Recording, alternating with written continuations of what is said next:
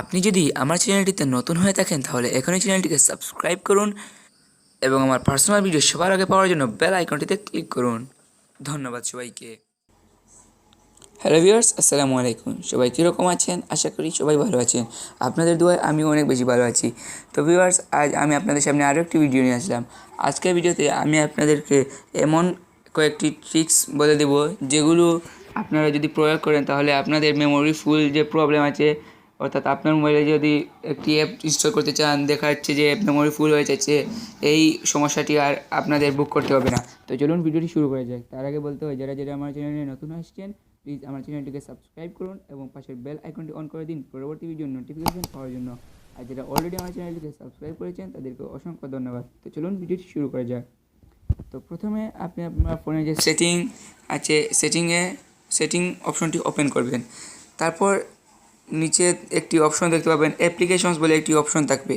তো আমার ফোনে অ্যাপ্লিকেশন বলে অপশনটি এরকম আইকন এসছে। তো আপনার ফোনে বিভিন্ন রকম আইকন থাকতে পারে, তো এখানে অ্যাপ্লিকেশনস বলে একটি অপশন থাকবেই। তো অ্যাপ্লিকেশনস নামের অপশনটি ওপেন করতে হবে।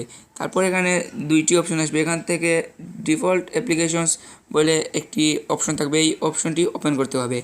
তারপর এখানে এই দেখুন অনেকগুলো এসেছে অপশন, এগুলোর আপনি ক্লিয়ার করে দিবেন। তো আমি সবগুলো ক্লিয়ার করে দিলাম। তারপর আপনাকে চলে যেতে হবে অ্যাপ্লিকেশন ম্যানেজার বলে একটি অপশন আছে, দেখতে পাবেন। এই অ্যাপ্লিকেশন ম্যানেজার বলে অপশনে চলে যেতে হবে। এই অ্যাপ্লিকেশন ম্যানেজার থেকে চলে যাওয়ার পর আপনি দেখতে পাবেন যে এখানে আপনার যে ফোনে যে ডাউনলোড করা যে অনেকগুলো আছে অ্যাপ্লিকেশন, বিভিন্ন সফটওয়্যার, এগুলো চলে আসবে। তো এখান থেকে আপনি দেখুন এই যে ইউটিউব অ্যাপ আছে, এই ইউটিউব স্টুডিও আর ইউটিউব অ্যাপ আছে। এই ইউটিউব অ্যাপ তো আপনার থাকবে। এই ইউটিউব অ্যাপটি ওপেন করবেন। এখান থেকে আপনি এখানে একটি অপশন দেখতে পাবেন, ক্লিয়ার ক্যাচ বলে একটি অপশন দেখতে পাবেন। এই অপশনটি ক্লিয়ার করে দিবেন। তারপর এখানে দেখছেন যে ক্লিয়ার ডাটা, এই ক্লিয়ার ডাটা অপশনটিও ক্লিয়ার করে দিবেন।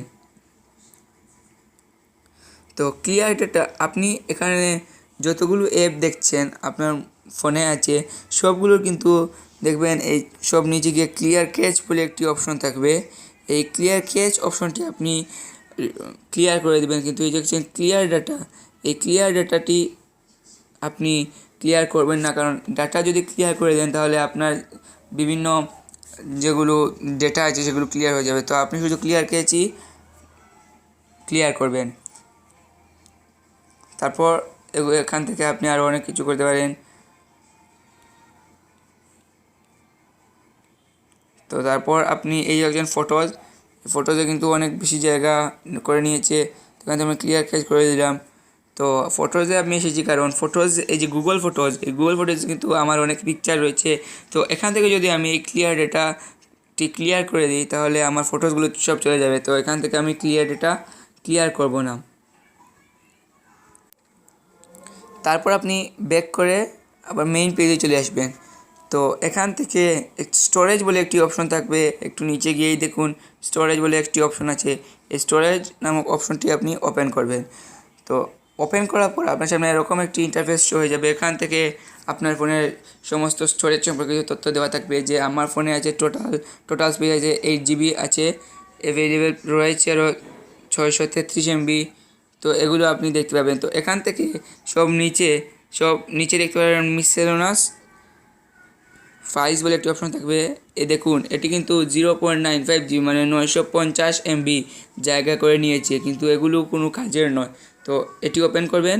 ওপেন করার পর এখানে দেখুন যে খালি ঘর আছে, এই খালি ঘরে টাচ করে এটি টিকমার্ক দিয়ে দিবেন। টিকমার্ক দিয়ে দিলাম। তারপর একটি টিকমার্ক দেওয়ার পর এখানে সিলেক্ট অল বলে একটি অপশন উঠবে, এই সিলেক্ট অলে ক্লিক করে দিলাম। তো সব করে সিলেক্ট হয়ে গেল। তারপর এই ডিলিট অপশনে ক্লিক করে এগুলো ডিলিট করে দেব। তারপর এখানে এই দেখছেন ক্যাচে ডাটা বলে একটি অপশন আছে, এটি ওপেন করবে। ওপেন করার পর এই ডিলিট বলে একটি অপশন আসবে, এই অপশনটি ডিলিট করে দিবেন। তারপর কিন্তু আপনার ফোনে অনেকগুলো জায়গা হয়ে যাবে। তো এভাবে আমি যে ট্রিক্সটি বলেছি সেই ট্রিক্সটি যদি আপনি সঠিকভাবে প্রয়োগ করেন তাহলে আপনার ফোনে আর কোনো দিন মেমোরি ফুল হবে না, আপনি ইচ্ছামতো যে কোনো অ্যাপ ইনস্টল করতে পারবেন। আবার একটি কথা মনে করে দিই, আপনি ক্লিয়ার ক্যাচ ক্লিয়ার করবেন কিন্তু ক্লিয়ার ডেটা ক্লিয়ার করবেন না। ক্লিয়ার ডেটা ক্লিয়ার করলে আপনার ডেটাগুলো সব ক্লিয়ার হয়ে যাবে। তো বন্ধুরা, আপনি কমেন্ট করে জানাবেন ভিডিওটি কেমন হলো, এবং ভিডিওটি ভালো লাগলে লাইক করবেন, কমেন্ট করবেন এবং বন্ধুদের সাথে শেয়ার করবেন এবং সাবস্ক্রাইব করতে ভুলবেন না। ধন্যবাদ সবাইকে।